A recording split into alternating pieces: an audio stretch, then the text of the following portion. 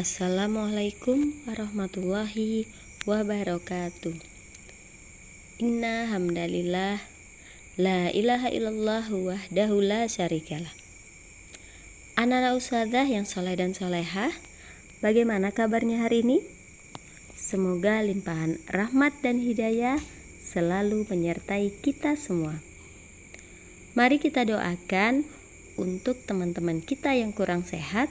Semoga Allah segera memberi kesembuhan. Anak-anak ustadzah, hari ini kita akan belajar tema 7, Indahnya Keragaman di Negeriku. Subtema 2, Indahnya Keragaman Budaya Negeriku. Pembelajaran 4, 5, dan 6. Mari kita mulai dengan membaca basmalah. Bismillahirrahmanirrahim. Tujuan pembelajaran kita hari ini adalah: yang pertama, kita dapat menuliskan nama, keunikan, dan penggunaan pakaian adat yang ada di daerah mereka tinggal dengan rinci. Kita dapat menyebutkan beberapa nama tari daerah Indonesia dengan benar. Kita dapat mengidentifikasi ide pokok dan informasi baru dari teks bacaan tersebut dengan benar. Kita dapat melakukan tindakan melestarikan pakaian adat di Indonesia dengan tepat, dan kita bisa mempraktekkan gerakan tangan, kaki, dan kepala saat menari dengan berani dan percaya diri. Sudah siap anak-anak ustadzah? Oke, mari kita lanjut. Menjelaskan keragaman rumah adat dan cara pelestariannya. Penting bagi kita untuk melestarikan rumah adat. Usaha pelestarian yang dapat kita lakukan adalah sebagai berikut. Yang pertama, mengunjungi rumah adat saat berlibur ke suatu daerah. 2. Tidak mencoret-coret dan merusak fasilitas rumah adat. 3. Menjaga kebersihan rumah adat di suatu daerah. 4. Menghargai bentuk rumah adat suku lain. Dan 5. Mempromosikan keindahan rumah adat suatu daerah sesuai pengetahuan kita. Oke, menjelaskan keragaman pakaian adat dan cara melestarikannya. Kalau tadi keragaman rumah adat dan cara melestarikannya, sekarang pakaian adat ya. Pakaian adat merupakan kekayaan yang harus kita banggakan dan lestarikan. Upaya pelestarian pakaian adat yang dapat kita lakukan adalah sebagai berikut. 1. Bangga menggunakan pakaian adat. Misalnya, anak perempuan mengenakan kebaya pada peringatan Hari Kartini. Di sekolah kita juga sering loh seperti itu. Contohnya pada saat Hari Kemerdekaan. Pada saat pawai kita juga sering menggunakan pakaian adat. Tetapi kita menggunakannya dengan secara muslim dan muslimah.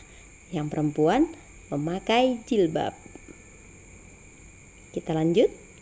Yang kedua, mengenakan seragam batik di sekolah pada hari tertentu. Kalau di sekolah kita biasanya pada hari apa ya? Iya, pada hari Rabu. Lanjut, mengadakan acara peragaan pakaian adat secara rutin, menghargai pakaian adat dari daerah lain, dan mempromosikan keindahan pakaian adat suatu daerah sesuai pengetahuan kita. Oke, selanjutnya menjelaskan keragaman kesenian daerah dan cara melestarikannya. Indonesia kaya akan kesenian daerah. Salah satunya adalah seni tari. Seni tari merupakan tradisi yang biasa ditampilkan saat upacara adat tertentu. Keragaman kesenian daerah yang dimiliki Indonesia dapat kita lestarikan melalui upaya-upaya berikut. Yang pertama, menghargai kesenian yang dimiliki oleh daerah lain, mempelajari seni tari dan alat musik daerah lain dengan bersemangat, mengenalkan seni pertunjukan daerah kepada orang lain, menghafalkan dan menyanyikan lagu daerah dengan bersemangat, serta mempromosikan kesenian suatu daerah sesuai pengetahuan kita. Nah, anak-anak ustadzah, itu tadi keberagaman atau keragaman kesenian daerah. Kita lanjut ya. Menghimpun informasi penting dalam teks non-fiksi. Informasi penting dalam teks tentu sangat beragam. Kita dapat menghimpun informasi penting dalam teks non-fiksi. Menghimpun berarti mengidentifikasi dan mengumpulkan informasi berdasarkan teks. Informasi yang telah kita peroleh sebaiknya dicatat agar kita tidak lupa dan dapat membagikannya kepada orang lain. Informasi penting dalam teks non-fiksi dapat disampaikan secara lisan. Langkah-langkah yang dapat kita lakukan saat menyampaikan informasi penting dalam teks sama dengan kita menjelaskan isi teks secara tertulis. Menjelaskan informasi penting dalam teks non-fiksi. Perhatikan hal-hal berikut saat menjelaskan informasi penting dalam teks. 1. Jangan mengurangi atau menambah informasi di luar isi teks yang dibaca. 2. Jika ada kata yang sulit, carilah artinya terlebih dahulu. Lalu, jelaskan arti kata tersebut menggunakan bahasa yang mudah dimengerti. 3. Catatlah dan jelaskan bukti atau fakta yang mengandung isi teks. 4. Jangan menggabungkan informasi yang didapat dengan tanggapan atau komentar tentang teks tersebut. Dan 5. Gunakan bahasa yang santun dan mudah dipahami oleh orang lain. Cerita non-fiksi ini bisa kita lihat di halaman 108 ya nak. Nanti anak-anak ustadzah bisa dibaca teksnya lalu dikerjakan soal-soalnya. Ini untuk belajar di rumah ya. Oke, kita lanjut. Menjelaskan keragaman pakaian adat di Indonesia. Pakaian adat disesuaikan dengan kondisi alam dan sosial masyarakatnya. Berikut beberapa contoh pakaian adat di Indonesia. Di wilayah Sumatera. Nah, di wilayah Sumatera ini banyak nama pakaian adat ya nak. Ada ule balang, ulos, bundo kanduang, indragiri, belanga, Aisan Geda, Aisan Pasango, Paksian, serta tulang bawang. Salah satu contoh pakaian adatnya seperti ini ya. Lanjut di Jawa.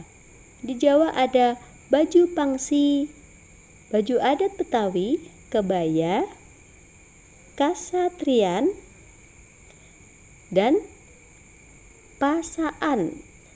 Nah, salah satu contohnya seperti ini.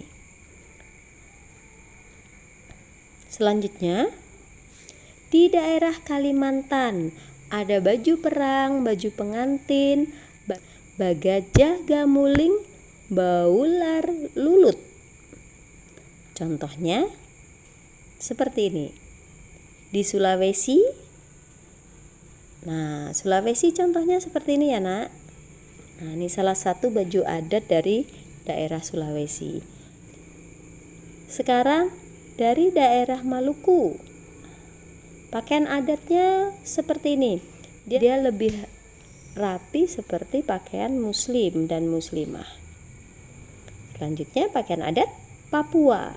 Nah, seperti ini salah satu contoh pakaian adat yang berada di Papua. Tentu anak-anak ustazah bisa lebih banyak lagi memberikan contoh-contoh pakaian adat di Indonesia. Selanjutnya, mempraktekkan gerak dasar tari daerah. Gerak dasar merupakan unsur utama dalam suatu tari.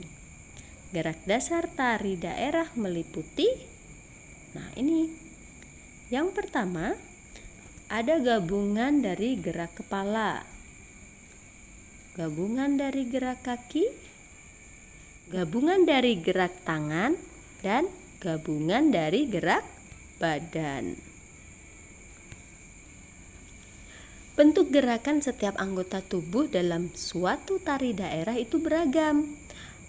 Ada gerak yang lemah lembut, ada gerakan yang menghentak, dan ada juga gerakan yang memerlukan ruangan luas ataupun sempit.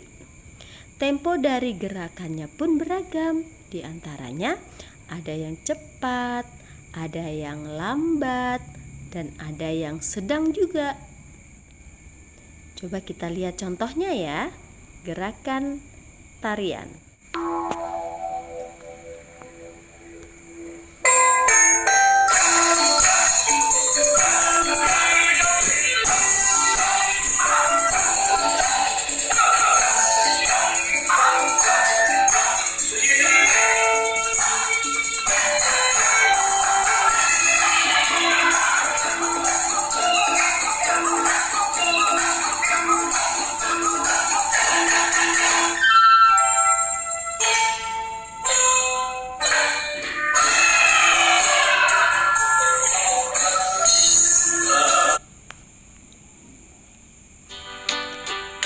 Nah, anak-anak ustazah, itu tadi contoh gerakan setiap anggota tubuh dalam sebuah tarian. Selanjutnya, menjelaskan iringan musik tarian daerah. Alat musik yang digunakan untuk mengiringi tari daerah biasanya menggunakan alat musik tradisional. Menggabungkan musik tradisional dengan tari daerah akan membuat pementasan sebuah tari menjadi lebih indah dan menarik. Berikut contoh alat musik daerah. Ini adalah alat musik rebab dari daerah Jawa Barat.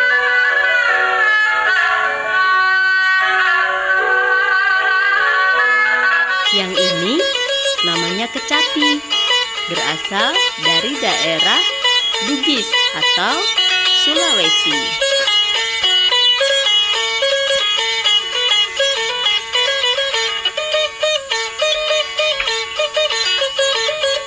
Yang ini gambus, berasal dari daerah Melayu.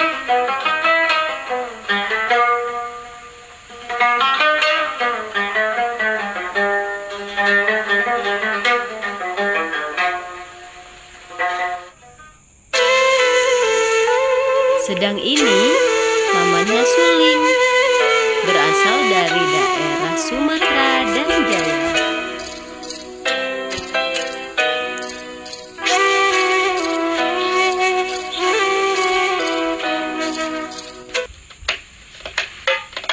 Dan yang ini namanya tifa, berasal dari daerah Maluku dan Papua.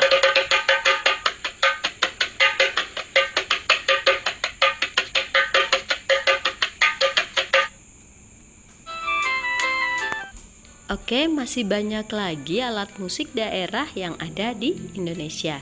Anak-anak ustazah nanti bisa lihat contohnya di buku ataupun cari di Google. Anak-anak ustazah yang saleh dan salehah, tadi kita belajar tentang keragaman budaya di Indonesia. Nah, keragaman budaya di Indonesia ini juga terdapat di Al-Quran.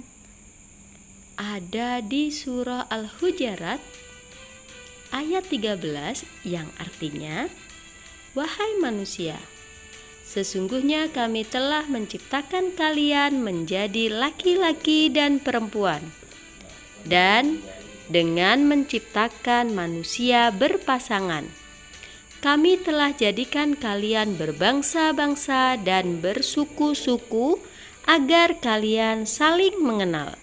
Sesungguhnya yang paling bertakwa di antara kalian di sisi Allah adalah yang paling bertakwa. Sesungguhnya Allah Maha Mengetahui, Maha Meneliti." Anak-anak ustazah yang saleh dan salehah, apapun suku kita, apapun agama kita, apapun daerah kita, asal kita, Allah tidak akan membeda-bedakan kita. Yang Allah bedakan adalah iman dan takwa kita.